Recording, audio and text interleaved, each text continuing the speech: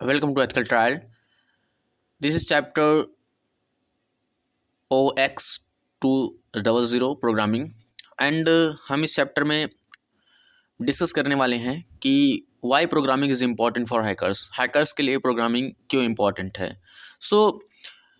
हम डिफिनेशन पर बाद में आएंगे। सबसे पहले क्यों ज़रूरत पड़ी कि हैकर्स प्रोग्राम सीखें, क्या चीज़ है उनको जो इसके पीछे भगा रही है।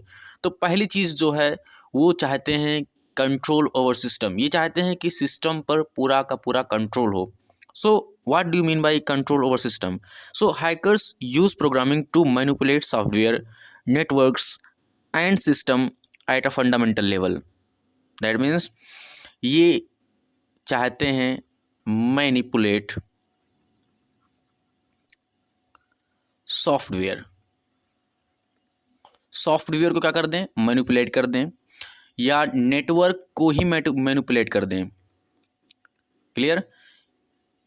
या सिस्टम को ही मैनिपुलेट कर दें। बात समझा? और किस लेवल पर? फंडामेंटल लेवल पर। तो ये कंट्रोल चाहते हैं उस सिस्टम पर, तो मैनिपुलेट करना चाहते हैं, उसको चेंज कर अपने हिसाब से घुमा करके रखना चाहते हैं।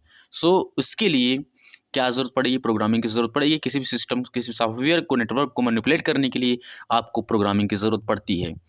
सेकेंड इज़ ऑटोमेशंस, यानी कुछ ऐसी चीज़ें होती हैं जो उनको बार बार टास्क को परफॉर्म करना पड़ता है, बार बार उसी स्क्रिप्ट को लिखना पड़ता है। तो वो बार बार उस स्क्रिप्ट को नहीं लिखना चाहते हैं, चाहते हैं कि एक बार उस स्क्रिप्ट को एक बार कुछ ऐसा किया जाए कि एक बार ही लिखा जाए और वो काम बार बार किया जाए। मीन्स यानी writing scripts automates repetitive task like testing for vulnerabilities, यानी किसी भी वनरेबिलिटीज़ को खोजने के लिए वो बार बार ना किया जाए, वो बार बार प्रोसेस ना की जाए, वो ऑटोमेटिकली हो, इसके लिए प्रोग्रामिंग लिखना पड़ता है, प्रोग्रामिंग करना पड़ता है, प्रोग्रामिंग सीखना पड़ता है। थर्ड इज़ अंडरस्टैंडिंग एक्सप्लॉइट्स, यानी कोई भी एक्सप्लॉइट से अगर उसको समझना है तो वो एक्सप्लॉइट बना कैसे, उसका प्रोग्राम वर्क कैसे करता है, कैसे सिस्टम से वो इंटरेक्ट करता है ना। अगर सिस्टम हमारा है, यानी अगर हमारा कंप्यूटर है और ये प्रोग्राम है, तो प्रोग्राम कंप्यूटर से कैसे इंटरेक्ट करता है, वो जब तक समझेंगे नहीं तब तक हम एक्सप्लॉइट को समझ नहीं पाएंगे। तो इसके लिए भी प्रोग्रामिंग की बहुत ज़रूरत पड़ती है। और नेक्स्ट इज़ डेवलपिंग टूल। हमें क्या करना पड़ता है कि किसी भी सिस्टम को टेस्ट करने के लिए हमें क्या करना पड़ेगा? टूल्स क्रिएट करना पड़ेगा, है ना। किसी भी सिस्टम को एक्सप्लॉइट वल्नरेबिलिटीज़ को हमें फाइंड करने के लिए हमें क्या करना पड़ेगा? कोई ना कोई टूल जनरेट करना पड़ेगा, और इसीलिए हमें प्रोग्रामिंग की ज़रूरत पड़ती है। आप समझ में आ गया होगा आप लोगों को कि हमें प्रोग्रामिंग की ज़रूरत क्यों पड़ती है। अब नाउ डिस्कस कर लेते हैं कि प्रोग्रामिंग है क्या चीज़। अब अगर बात करें तो प्रोग्रामिंग क्या है? एक इंस्ट्रक्शन है जो क्या की जाती है, एक प्रोसेस, एक तरीके से इंस्ट्रक्शन, प्रॉपर तरीके से इंस्ट्रक्शन दी जाती है, और जिससे वो कंप्यूटर एक स्पेसिफिक टास्क परफॉर्म करता है। बात समझ में आ रही है कि एक स्पेसिफिक टास्क को परफॉर्म करने के लिए हमें क्या करना पड़ेगा? इंस्ट्रक्शन देना पड़ेगा, और वही इंस्ट्रक्शन क्या कहलाता है? हमारा प्रोग्रामिंग कहलाता है।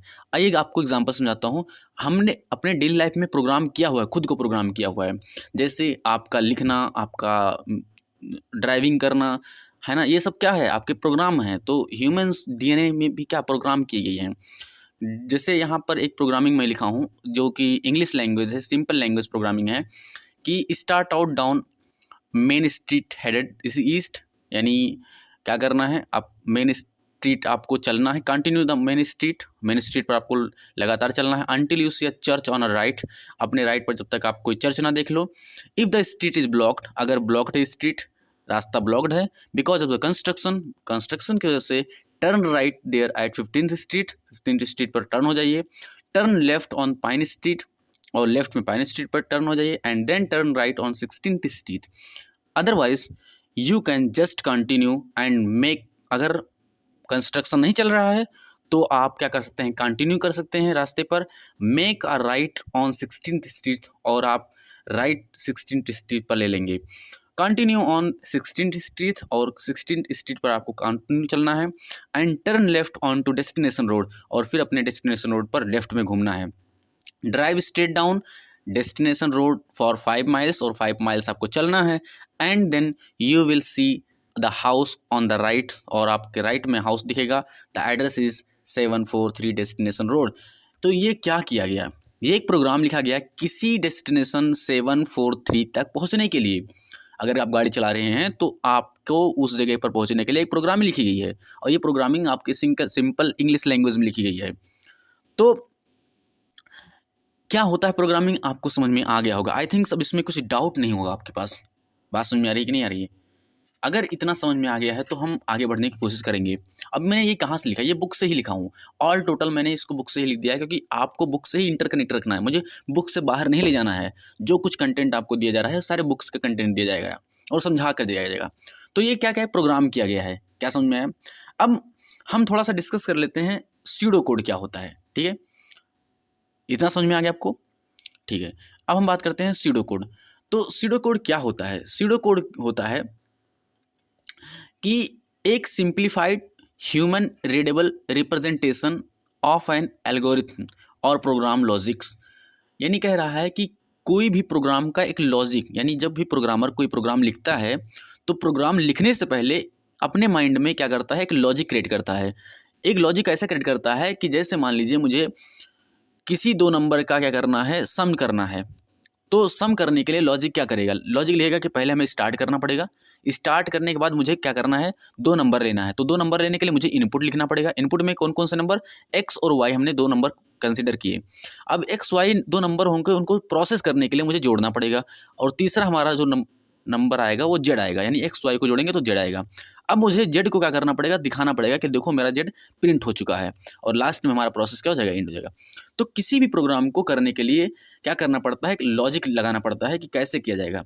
अब कोई भी प्रोग्रामर अगर प्रोग्राम लिख रहा होगा तो सबसे पहले अपनी लैंग्वेज में एक सूडो कोड लिखेगा, और उस सूडो कोड की सहायता से, जो कि सिंपली इंग्लिश लैंग्वेज में रहेगा, जो कुछ समझ सके आसानी से, और उसके बाद फिर उसको परफॉर्म करता है उस लैंग्वेज में जिस लैंग्वेज में वो कोडिंग कर रहा होता है। C language, C plus language, C plus plus language, Python, whatever है ना, जो भी लैंग्वेज उसको करना होता है। लेकिन पहले उसका सूडो कोड जरूर लिखना चाहिए, जिससे क्या होता है, आपके जो प्रोग्राम्स होते हैं उसमें क्लियरिटी आती है और समझ में आता है कि हाँ हम क्या करने वाले हैं, क्या टास्क परफॉर्म करने वाले हैं।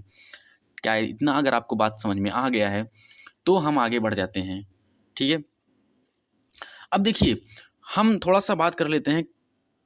अगर मुझे लग रहा है कि हाँ, इसको हम अगले लेक्चर में करते हैं, क्योंकि जो वीडियो लंबा हो जाता है। अगर आप कमेंट करेंगे तो मैं लॉन्ग वीडियोस बनाऊंगा, अदरवाइज़ मुझे लगता है कि शॉर्ट वीडियोस ही डालेंगे जब तक आपके रिकमेंडेशंस नहीं आएंगे। तुम लोग कम वॉच करते हैं और इसी वजह से मुझे शॉर्ट वीडियो बनाना ही पड़ रहा है। I am so sorry for that. अगर आप कहेंगे तो कंटिन्यू कर देंगे। चलिए अगले हम वीडियो में बात करते हैं कि कंट्रोल स्ट्रक्चर्स क्या होते हैं। Take care, bye, see you.